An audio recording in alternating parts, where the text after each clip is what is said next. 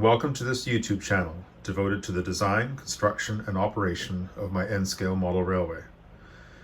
This is the second of two videos focusing on the construction of my layout, during which I will share with you the techniques and materials I used. If you haven't seen the previous videos on the prototype and the layout design or construction part 1, these are also available on this channel. I began laying track outside of the helix in 2016. The sub-road bed was assembled from strips of balsa wood with a height of 1/8 inch for the main line and 1/16 inch for the sidings. I used Woodland Scenic's foam track bed for the road bed, except in Chetwynd Yard where sheet cork was used. The mainline curves were super elevated with strips of masking tape, which were installed prior to the track going down. The holes for the feeder wires were also drilled prior to track laying. I used Atlas Code 55 Flex Track outside the helix, with micro-engineering bridge track substituted on the two major bridges. Atlas Code 55 turnouts were used, with number 7s on the main and number 5s in the yards. The balsa wood was glued down with yellow carpenter's glue, and the track bed was glued down with Woodland Scenic's foam tack glue. The first section to be laid was the track from the lower end of the helix to the Pine River Bridge. This photograph shows the balsa sub-road bed and foam track bed in place, and the strip of masking tape for the super elevation. Here we see track laid through Sundance siding in front and Septimus sidings at rear. Supports for the head block ties for each turnout were installed. And this is Tremblay siding on the upper deck. With the mainline sidings, the siding is 1/16 inch lower than the main track, and there are gentle changes in elevation at either end of the siding. This photograph was taken east of Tremblay during track laying, showing road bed with track in the foreground and track bed with super elevation awaiting track in the distance. At the end of the track, you can see a pair of plastic insulated rail joiners. This is because this location is a division point between power districts, and these must be insulated.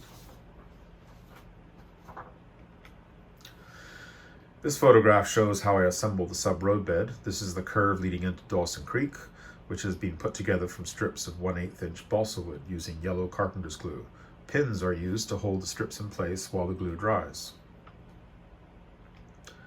In the yard at Dawson Creek, larger sheets of the foam track bed were used to cover the required area. These are also available from Woodland Scenic's. And this is the same location upon completion of track laying. In the foreground is the joint between benchwork sections, where half-length rail joiners are used to facilitate easy disconnection in the event of a move. In Chetwynd Yard, I used sheet cork for the road bed, primarily because it was on offer to me at the time and it would more easily cover the larger area there. This view is looking north after laying the first half of the yard as far as the benchwork joint. And this photograph is looking south in the other direction, showing the yard upon completion of track laying. In both yards, the road bed and track were laid directly on top of the benchwork.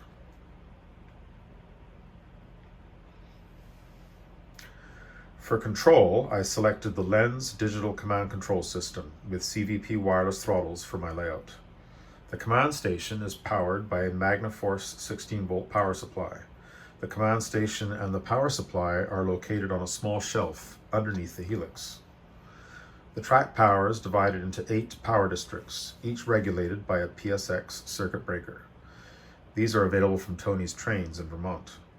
These boards are mounted on a power management panel, which is also located underneath the helix. Initially, trains were controlled with the Lens LH90 and LH100 throttles and a pair of CVP wireless throttles. The tethered throttles are plugged into the Lens panels around the layout.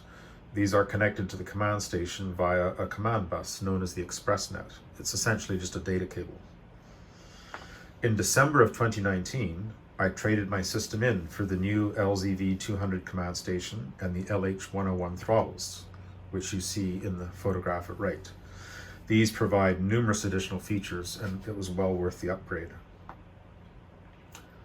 And then in 2021, Lens released their own wireless system comprising a receiver and throttles. The wireless throttles are virtually identical to the new LH101 throttles, and they run on battery power, but they can also be connected to operate as tethered throttles if battery power is low. With this system and the LH101 throttles, I'm now down to basically one type of throttle for the layout.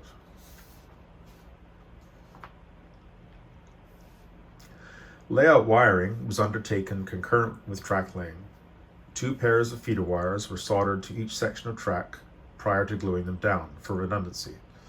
The track bus wires were run underneath the layout as track laying progressed around the layout. I used 22 gauge solid wire for the feeder wires and 14 gauge stranded wire for the track bus wires. All of the wiring was clamped to the underside of the layout to keep it out of sight as much as possible. The turnouts are controlled by Tam Valley Depot servos mounted on brackets underneath the layout. These are powered by singlet controllers, which connect to a 12-volt auxiliary bus that I ran around the layout.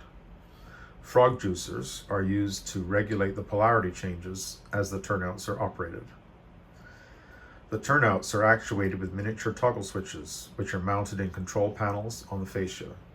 These toggle switches are wired to the singlet controllers underneath the layout. This photograph shows the process of soldering feeder wires to the underside of the track prior to laying it down. So we cut gaps in the track bed underneath the track, and then I use a 35-watt iron with a conical tip, and I use small diameter solder, which I obtained from Fast Tracks. This helps to minimize heat transfer to the track and to regulate the amount of solder that ends up on the underside of the rail. This view illustrates the arrangement for the track bus inside the helix. As it was not possible to run the track bus wires underneath the sub-road bed, they were run beside it. This is the wiring underneath Sundance and Septimus on the lower deck, showing the parallel runs of track bus wires, feeder wires branching off of them, and the nylon cable clamps used to secure all of the wiring to the underside of the layout.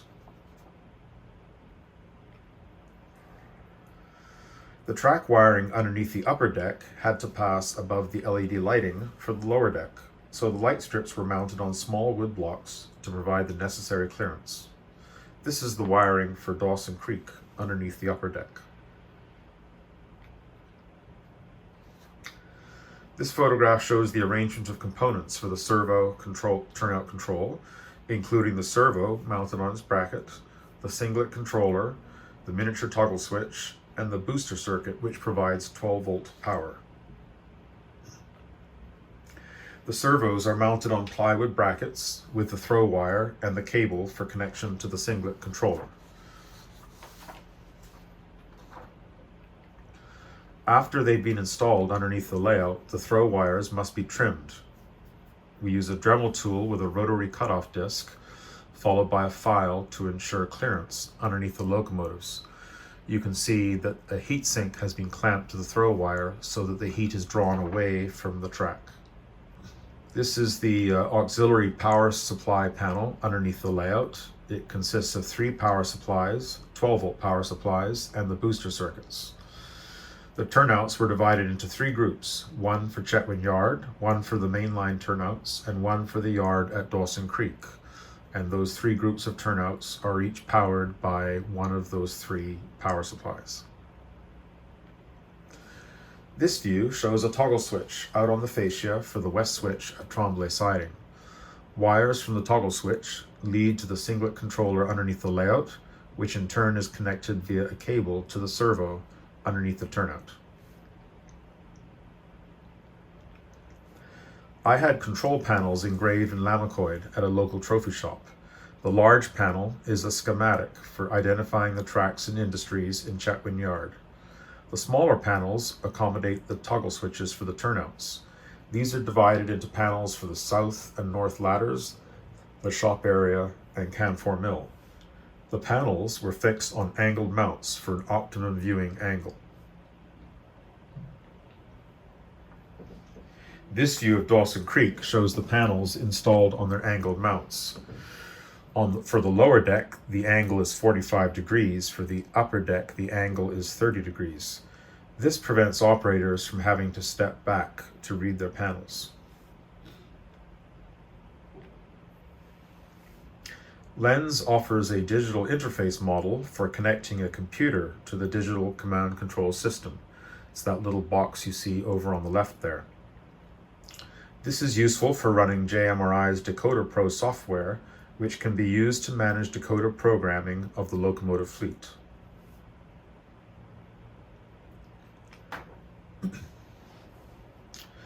The computer interface and the JMRI software also permit the use of portable devices such as phones or tablets, which can be used as additional throttles. And this is simply for the convenience of visitors who may wish to use them.